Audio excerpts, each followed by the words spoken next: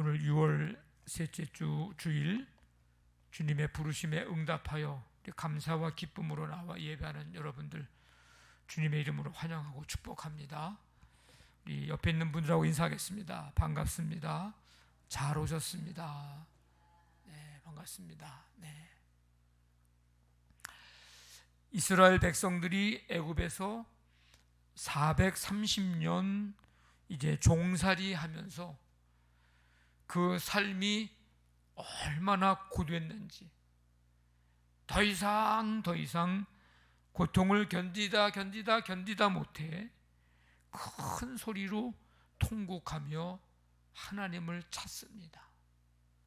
그 부르짖는 소리, 그 고통의 소리를 하나님께서 들으시고 항상 잊지 않고 마음에 두셨던 아브라함과 이삭과 야곱에게 세우신 그 언약을 기억하셔서 그들을 돌보셨습니다. 그렇게 해서 이스라엘 백성들의 출애굽은 시작이 되었습니다. 모세를 지도자로 세우셔서 애굽에 10가지 재앙을 내리셨고, 마지막 10번째 장자의 재앙, 짐승으로부터 종 모든 사람에 이르기까지 그 장자, 그 첫 새끼는 다 죽는 이 재앙으로 말미암아서 이스라엘 백성들은 출애굽하게 되었습니다. 하나님의 역사하심이고 하나님의 인도하심입니다. 이 출애굽, 이 백성들이 이제 홍해를 건넙니다. 그 다음에 수르 광야를 거쳐서 엘림, 신광야, 르비딤, 아말렉과의 이제 처음으로 싸운 그 르비딤을 거쳐서 애굽 땅을 떠나온 지 3개월이 되던 날에 시내 광야에 도착을 했습니다. 바로 이 시내 산 앞에서 장막을 치고 거하게 되는데 무려 11개월 20일 동안 그 시내산 앞에서 이제 거하게 됩니다. 하나님께서 시내산 정상에서 산 밑에 있는 백성에게 계시를 전달하기 위해서 모세를 부르시고 이제 말씀을 하십니다. 너는 이같이 야곱의 집에 말하고 이스라엘 자손들에게 말하라. 모세가 산 밑에서 지금 기다리고 있는 백성들에게 전해야 할 첫 번째 계시, 4절부터 6절 상반절까지의 말씀입니다. 내가 애굽 사람에게 어떻게 행하였음과, 이 출애굽에 관한 얘기예요. 내가 어떻게 독수리 날개로 너희를 업어 내게로 인도하였음을 너희가 보았느니라. 세계가 다 내게 속하였나니 너희가 내 말을 잘 듣고 내 언약을 지키면 너희는 모든 민족 중에서 내 소유가 되겠고 너희가 내게 대하여 제사장 나라가 되며 거룩한 백성이 되리라. 이 4절부터 6절에 나와 있는 이 말씀을 백성들에게 이제 전해야 될 첫 번째 계시의 말씀입니다. 하나님은 여기에서 2개의 조건을 이제 단서로 달면서 이제 말씀하시는데, 그 2가지 단서 조건은, 하나는 잘 들어라. 잘 들어라. 2번째 조건은 잘 지켜라. 이겁니다. 이 단서를 달면서 하나님과 맺은 이 언약 관계를 기초로 해서 이스라엘 자손에게 특수한 정체성을 부여하십니다. 그 정체성은 곧 백성들의 사명이 됩니다. 이스라엘 백성들의 정체성 뭐냐? 하나님의 특별한 소유로서 열방 가운데 거룩한 백성, 제사장 나라가 되어 여호와를 섬기는 백성, 이게 이스라엘 백성들의 정체성입니다. 그럼 그들이 받은, 그들에게 주신 하나님의 사명은 뭘까? 그런 자가 돼서 하나님을 섬기는 백성이 되는 것, 이게 사명입니다. 그러니까 정체성은 내가 누구냐와 관계된 거고, 하나님의 특별한 소유, 거룩한 백성, 제사장 나라. 사명은 그런 내가 어떻게 살아가는가, 여호와를 섬기는 백성이 되는 것. 산에서 내려온 모세는 이제 하나님께서 하신 모든 말씀을 이스라엘 장로들, 백성들에게 그대로 전합니다. 그러니까 8절 말씀에 백성들이 뭐라고 고백을 하고 다짐을 하고 응답을 하죠? 여호와께서 명령하신 대로 우리가 다 행하리이다.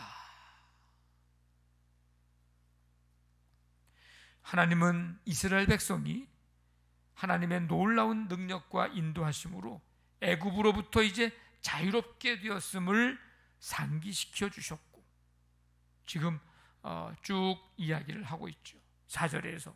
그러면서 백성들은 출애굽을 통해서 이 세상을 주관하시는 존재는 거대한 제국의 통치자가 아닌 하나님이라는 사실을 눈으로 보며 확인을 했습니다. 얼마 동안? 지난 출애굽에서의 10가지 재앙과 지난 여기 시내산 이 앞에 오기까지 3개월 동안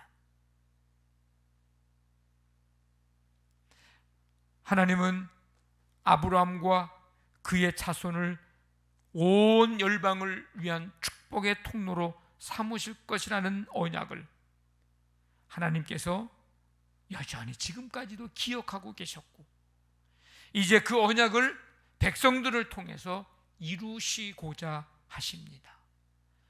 그런데 그 언약이 자동적으로 시간만 가면 성취되는 게 아닙니다. 아브라함이 그랬던 것처럼 하나님의 부르심에 믿음으로 응답해야 합니다. 그 믿음의 응답, 그것은 하나님께 대한, 하나님의 말씀에 대한 전적인 순종입니다. 5절에 보면 잘 듣고 지키면, 듣고 지키는 것, 이것이 하나님의 부르심에 대한 믿음의 응답이거든요. 그래서 하나님의 말씀은요, 반드시 잘 들어야 하고 하나님의 말씀을 반드시 마음속 깊이 간직하며 그 말씀 따라 살아가야 합니다. 이것이 우리를 부르신 하나님의 부르심에 대한 믿음의 응답입니다. 여러분, 학교 다닐 때 어떻게 수학을 잘 했습니까? 수학. 장 집사님 수학 잘했어요? 잘했을 것 같아. 네. 문과생보다는 그래도 이과생들이 조금 물론 다른 수학이긴 하지만 그래도 좀 잘합니다. 수학에는 그냥 아무렇게나 배우는 게 아니고 반드시 뭐가 있어요. 수학에는 공식이 있습니다. 공식을 알고 문제를 푸는 거하고 공식을 모르고 문제를 푸는 거하고는요, 천지 차이고요. 문제를 잘 풀 수 있느냐, 풀지 못하고 밤새 끙끙 앓느냐의 차이가 있습니다. 그 문제 공식을 잘 알아가지고 잘 공식을 대입해서 문제가 잘 풀리면 그 기분은요, 문제를 풀어본 사람만이 아는 그 기분이 있어요. 그 기쁨이 있습니다. 근데 공식을 모르면 아무리 시간을 많이 들여도 그 문제가 풀리지 않고요, 자꾸 꼬이게 됩니다.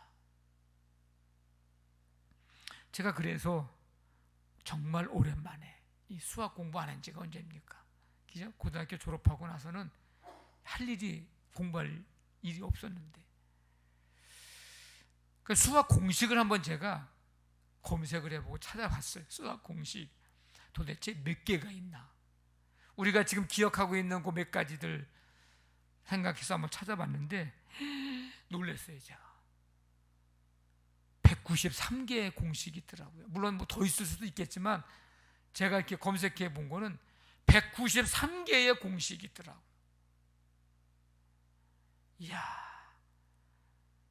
그래서 그 공식을 한번 제가 이렇게 봤어요. 그 기호하고 막 그냥 그런 거, 막 루트 쓰여 있고 막 그런 거 보기만 해도 설교 준비하다가 머리가 아파지더라고. 갑자기 공식 이름만 들어도 머리가 복잡해지더라고요. 아니, 문과생은 전혀 듣지도 보지도 못했던 공식이 수두룩하더라고요. 수학 공식은 너무나도 많아. 아주 복잡해. 근데 우리 그리스도인의 삶의 공식은 간단합니다. 수학 공식보다 우리 그리스도인들의 삶의 공식이 쉽습니다. 그 공식은 뭘까요? 듣고 지키기입니다. 듣고 지키기. 한번 해볼까요? 듣고 지키기.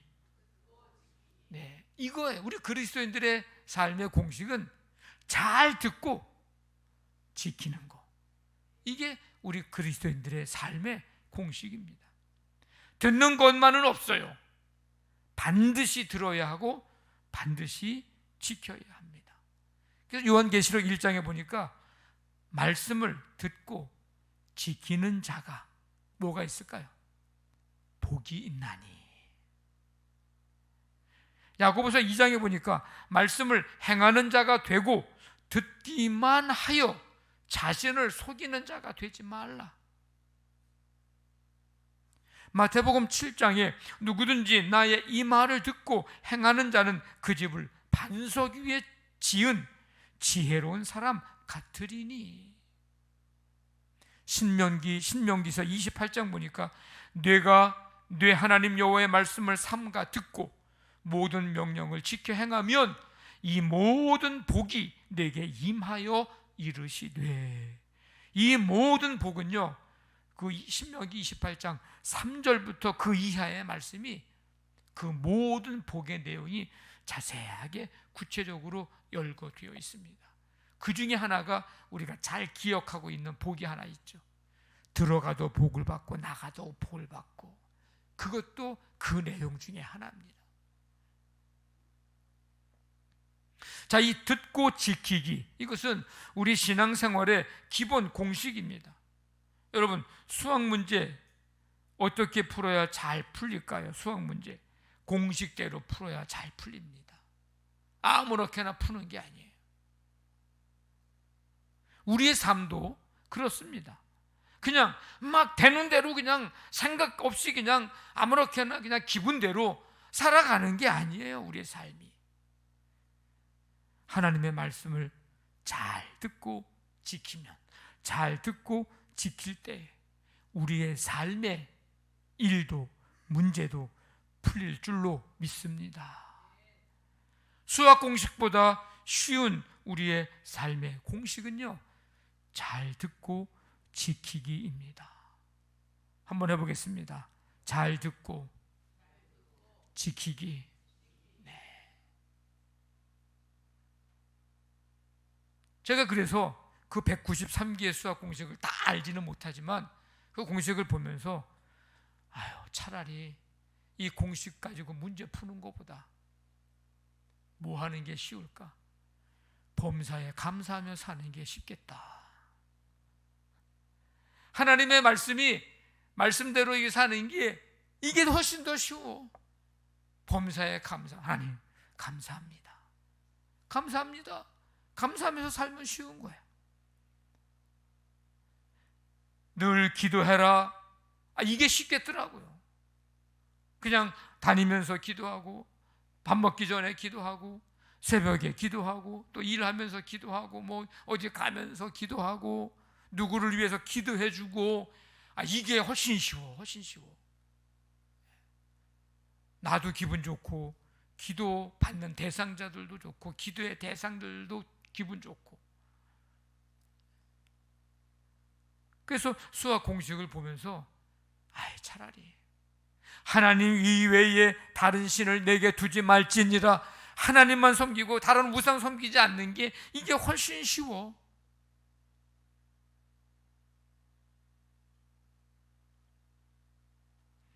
한번 따라해 볼까요? 듣고 지키겠습니다. 우리의 삶의 공식, 수학 공식보다 훨씬 쉬워. 이 듣고 지키겠다고 언약을 맺은 사람을 하나님께서 어떻게 하시겠다고 말씀을 하고 계시는가? 오늘 그 세 가지 내용을 살펴보려고 합니다. 한번 해볼까요? 내 소유가 되리라. 5절 보면은 내 소유가 되겠고. 많은 민족이 있지만 내 말을 듣고 내 말을 마음속 깊이 간직하고 이 내 말을 따라 살려고 하는 자들은 내가 내 소유 삼겠다. 그것도 특별한 소유. 이 소유라고 하는 말을 보니까 참 재미도 있고 의미 있는 그런 단어더라고요.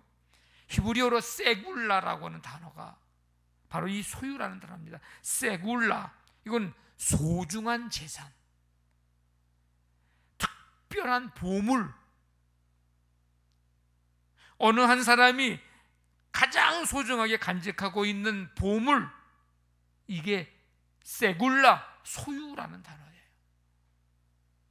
하나님께서 이 세상 그 어떤 민족, 그 어떤 나라보다도 귀하게 여기시고 소중히 간직하시겠다, 특별한 보물로 그렇게 여기겠다고 하는 겁니다. 잘 듣고 지키는 이 백성 되면 너희들은 내 소유 되리라. 또 이 세굴라라고 하는 이 단어는 왕국의 2인자, 총리, 이런 뜻이 있습니다.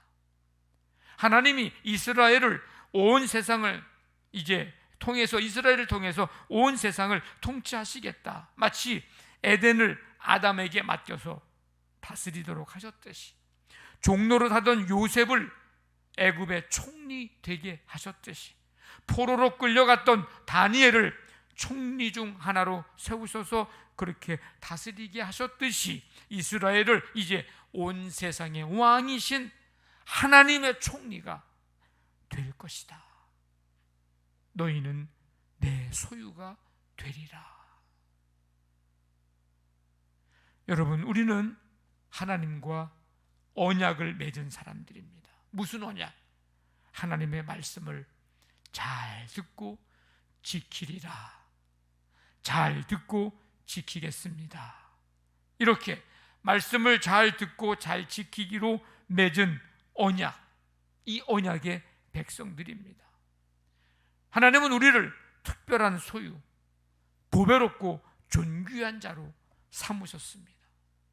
그 누구도 하나님의 이 특별한 소유 삼으신 우리를 빼앗아 갈 수 없습니다.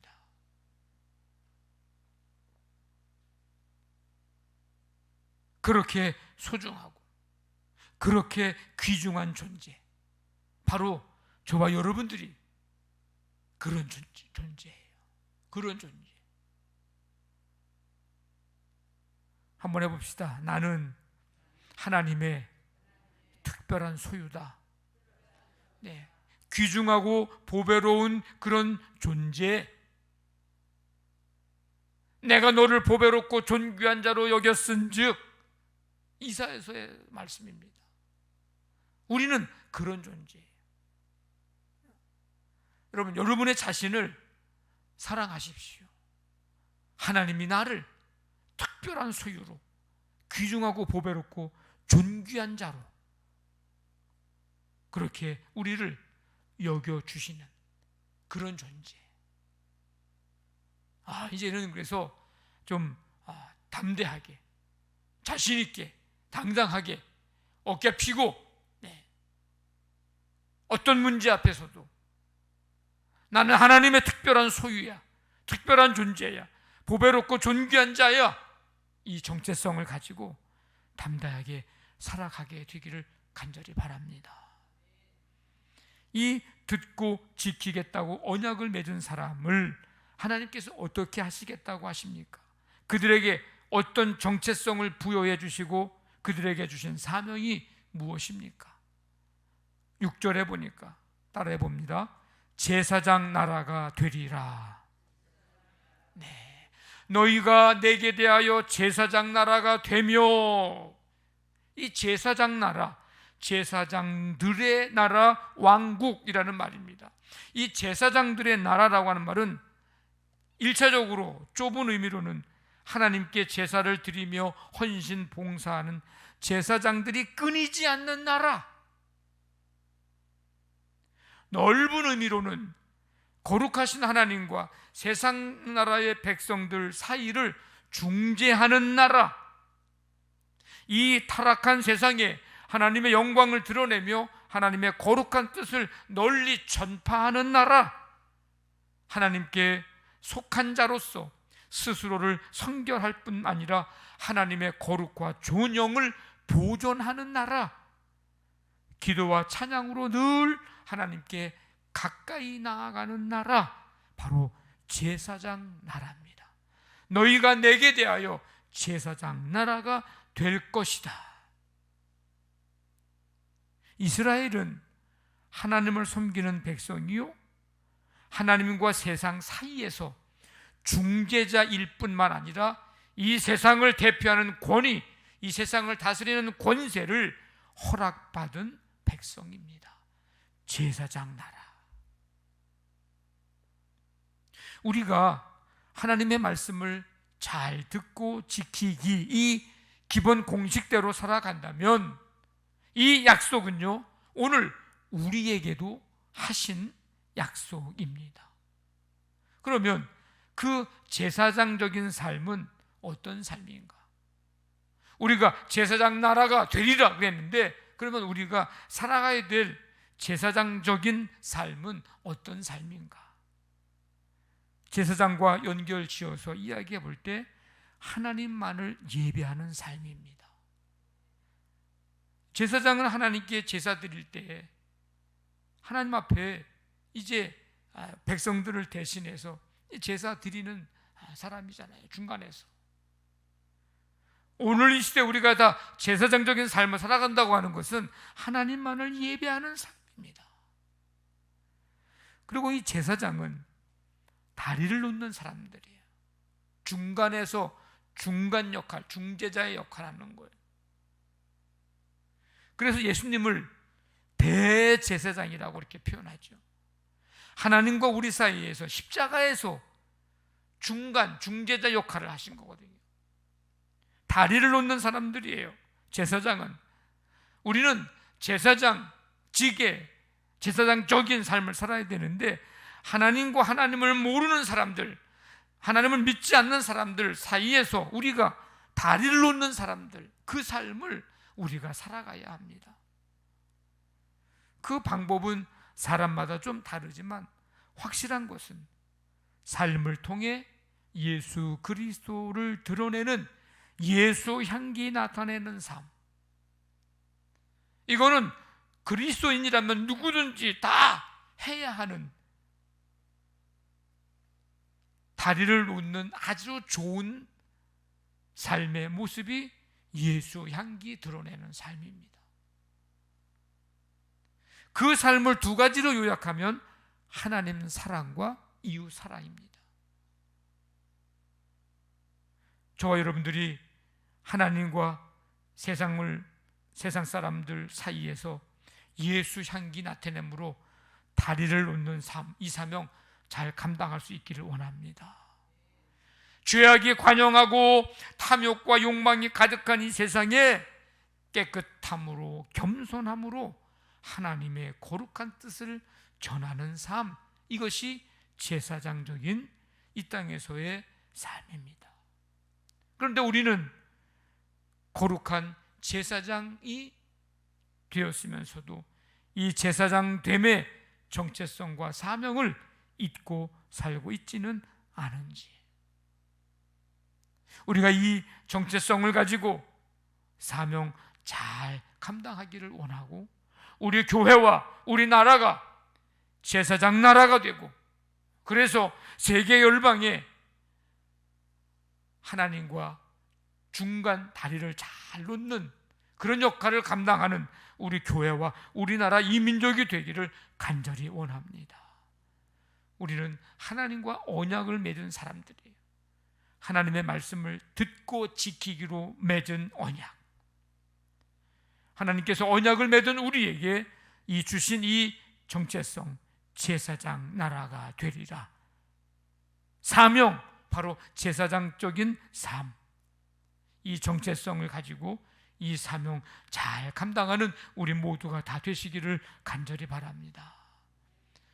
또 한 가지는 듣고 지키겠다고 언약을 맺은 사람을 하나님께서 어떻게 하시겠다고 하십니까? 어떤 정체성을 부여해 주셨고 그들에게 주신 사명이 뭡니까? 한번 따라해 볼까요?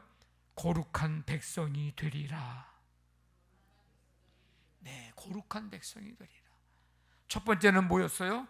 내 소유가 되겠고, 내 소유가 되리라. 두 번째는요, 제사장 나라가 되리라. 세 번째는요, 거룩한 백성이 되리라. 이 거룩하다라고 하는 말은 카도쉬라고 하는 히브리어예요. 카도쉬. 순수하다, 깨끗하다, 헌신하다, 성스럽다, 뭐 이런 뜻을 가지고 있는 단어입니다. 부정하고 타락한 것을 미워하시고 옳고 그른 것을 이제 판단하시는 하나님, 그 하나님을 가리키거나 그분의 소유된 모든 것을 일컫는 말이 카도쉬라는 말입니다. 거룩하신 하나님, 그렇게 이해하시되, 그래서 이 거룩한 백성이라고 하는 것은 우리가 거룩하기 때문에 거룩한 백성이 된 게 아니라 이 타락한 세상에서 죄악 가운데서 구별하여 하나님의 소유로 택함받은 무리들, 오직 하나님을 위해 쓰임받는 사람들, 거룩한 백성입니다. 이것은요, 어느 민족에게도 베풀지 않으신 하나님의 놀라운 은혜입니다. 왜냐하면 이스라엘 백성들이 다른 백성들보다 더 이 사람들이 거룩한 백성이네, 더 깨끗하네, 그래서 거룩한 백성 삼으신 게 아니고 하나님과 맺은 언약, 내 말을 잘 듣고 잘 지키겠다고 그렇게 맺은 백성들이기에 그들에게, 그래 내가 너희들을 거룩하다고 여겨주마, 구별해 주신 거예요. 놀라운 은혜요, 은총입니다. 그러면 우리가 거룩한 백성, 구별된 백성으로서의 삶은 어떤 삶을 살아가야 하는가? 어떻게 살아야 할 사명이 있는가? 마음 씀씀이가 구별되어야 합니다. 마음 씀씀이가 구별되어야 돼요.